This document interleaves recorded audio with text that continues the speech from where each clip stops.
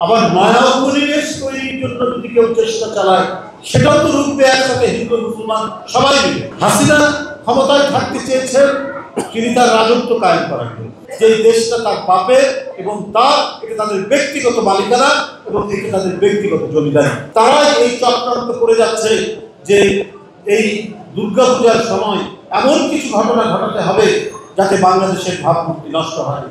আমি সবাইকে যারা এই কাজের সাথে যুক্ত, বাংলাদেশ জাতীয়তাবাদী দল তারা আমাদের চেয়ারম্যানের শক্ত নির্দেশনায় তারা কাজ করেছেন, তারা আমাদের নির্দেশনায় এখনো করে যাচ্ছেন এবং অন্যান্য রাজনৈতিক দল এবং সরকারও যথেষ্ট সতর্ক পদক্ষেপ নিয়ে তারা কাজ করছেন। আমি আপনাদের সাথে বলতে চাই যে আপনাদের এই উৎসব এবং পূজা এটা শেষ না হওয়া পর্যন্ত, বিসর্জন না হওয়া পর্যন্ত সবাই একেবারে কঠিন প্রাচীরের মতো কাজ করবে আপনাদের সাথে।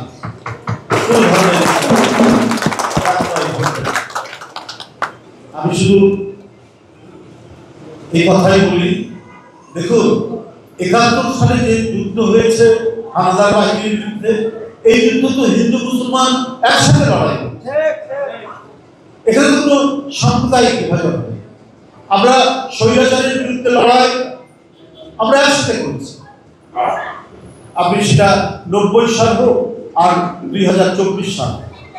আমার সাথে গ্রেপ্তার হয়নি জয়দেব, আমার সাথে গ্রেপ্তার হয়নি অমরেন্দ্র দাস বাবু, আমার সাথে গ্রেপ্তার হয়নি নিপুণ রায় চৌধুরী, গ্রেপ্তার হয়েছে। মেয়েদের কারাগারে আমি নিপুণকে দেখেছি, কেবল তার একটা অপারেশন হয়েছে, ওই মুহূর্তে তার ২-৩ দিনও হয়নি, ওই মুহূর্তে তাকে ধরে নিয়ে এসেছে শেখ হাসিনা গোয়েন্দা পুলিশ। কত ছেলে ঢাকা বিশ্ববিদ্যালয়ে, তো আমরা তো একসাথে লড়াই করেছি গণতন্ত্র ফেরানোর জন্য, হিন্দু মুসলমান সবাই একসাথে। আমাদের এই অর্জন সভা এটা কোনো বিশেষ ব্যক্তি বা দলের নয়, এটা যেমন গণতন্ত্রের জন্য যে রাজনৈতিক দলগুলো লড়াই করেছেন তাদেরও যেমন অর্জন, গোটা গণতান্ত্রিক সংগ্রামকে যিনি সংগঠিত করেছেন দূরে দূরে আমাদের ভারপ্রাপ্ত চেয়ারম্যান তারেক রহমান, ঠিক তেমনি এখানে হিন্দু মুসলমান বৌদ্ধ খ্রিস্টান তাদের কান মিলিয়ে আমরা হাসিনাকে পতন করতে আমরা সক্ষম হয়েছি। কেন? যে দেশটা যদি স্বাধীনতার জন্য সবাই একসাথে লড়াই করতে পারে, আবার নয়া উপনিবেশ তৈরির জন্য যদি কেউ চেষ্টা চালায় সেটাও তো রুখবে একসাথে হিন্দু মুসলমান সবাই মিলে। এই অঙ্গীকার এবং এই আকাঙ্ক্ষা, এই সাহস সবাই একসাথে আমরা পোষণ করি।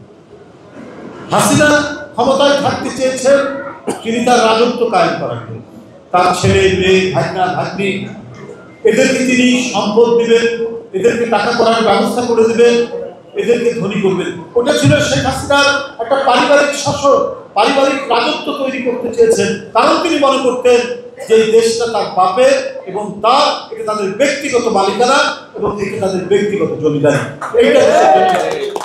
এইটা দেশের জনগণ কখনোই সহ্য করতে পারেনি এবং কোনো একটি দেশ চেয়েছে হাসিনাকে টিকিয়ে রেখে আজীবন তারা বাংলাদেশকে তাদের নিয়ন্ত্রণে রাখবে। যে দেশের হিন্দু মুসলমান একসাথে স্বাধীনতা আনতে পারে এখান করে, তারা আবার নতুন করে কারো উপনিবেশে পরিণত হবে, এটা কি কেউ বিশ্বাস করতে পারে? দেশের জনগণ বাংলাদেশকে অস্থিতিশীল করার একটা জাতীয় আন্তর্জাতিক চক্রান্ত, যারা শেখ হাসিনার পতনকে মেনে নিতে পারেনি তারাই এই চক্রান্ত করে যাচ্ছে যে এই দুর্গাপূজার সময় এমন কিছু ঘটনা ঘটাতে হবে যাতে বাংলাদেশের ভাবমূর্তি নষ্ট হয়।